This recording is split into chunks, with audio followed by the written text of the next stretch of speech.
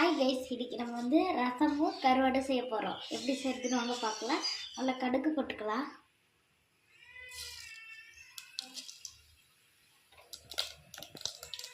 இது பொரிஞ்ச உடனே கருவேப்பிலும் பச்சை மிளகாயும் போட்டுக்கலாம்.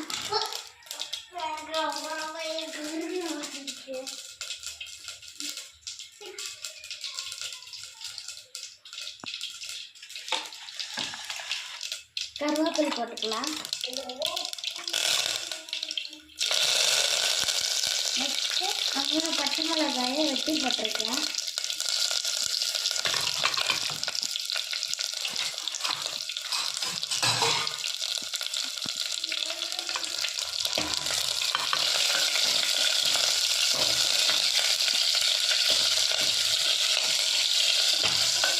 கொஞ்சம் பச்சை மிளகாய் வேகட்டும். நெக்ஸ்ட்டு நான் தக்காளி ஜீரகம் சோம்பு இதெல்லாம் போட்டு நான் அரைச்சி வச்சுருக்கேன்.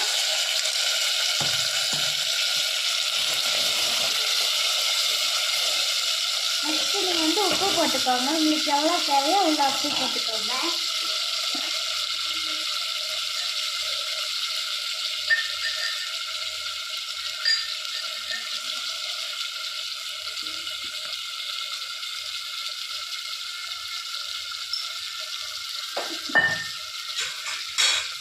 கொஞ்சம் கலர் விட்டுக்கோங்க.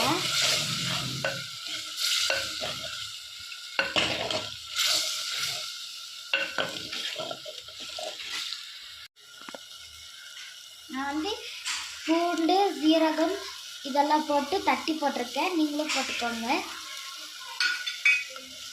கொஞ்சம் கலர் விட்டுக்கலாம். இப்போ நம்ம ஜாரில் அரைச்சல லைட்டாக தண்ணி ஊற்றிடலாம்.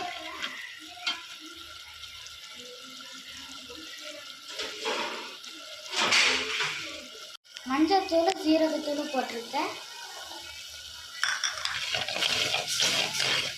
அதுக்கப்புறம் ஒரு டம்ளர் தண்ணி எடுத்துக்கோங்க. தண்ணி ஊற்றி நம்ம ஜாரில் அரைச்சிருக்கோம்ல, அதில் லைட்டாக தண்ணி ஊற்றிடுங்க.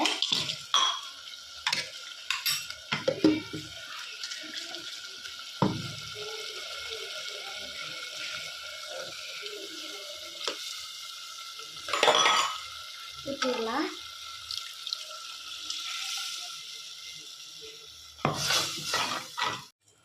ஓகே, நான் வந்து இந்த டம்ளரில் 3 டம்ளர் தண்ணி ஊற்றிக்கிறேன்.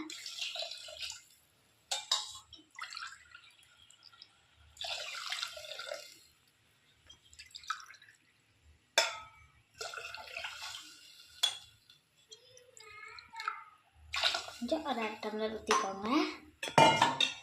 நெக்ஸ்ட்டு பெருங்காயத்தூள் போட்டுக்கலாம்.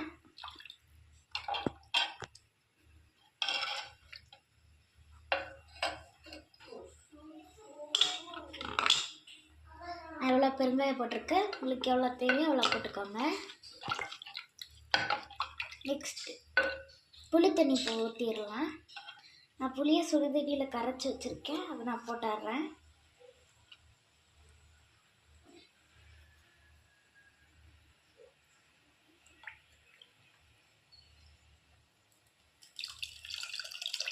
போட்டுக்கலாம்.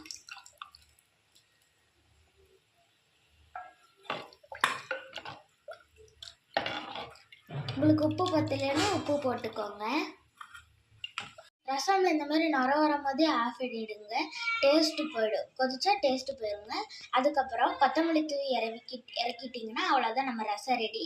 மறக்காமல் நம்ம சேனலுக்கு லைக் அண்ட் சப்ஸ்கிரைப் போட்டுருங்க. அப்புறம் கமெண்ட் பண்ணுங்கள், ஷேர் பண்ணுங்கள். தேங்க்யூ ஃபார் வாட்சிங் திஸ் வீடியோ.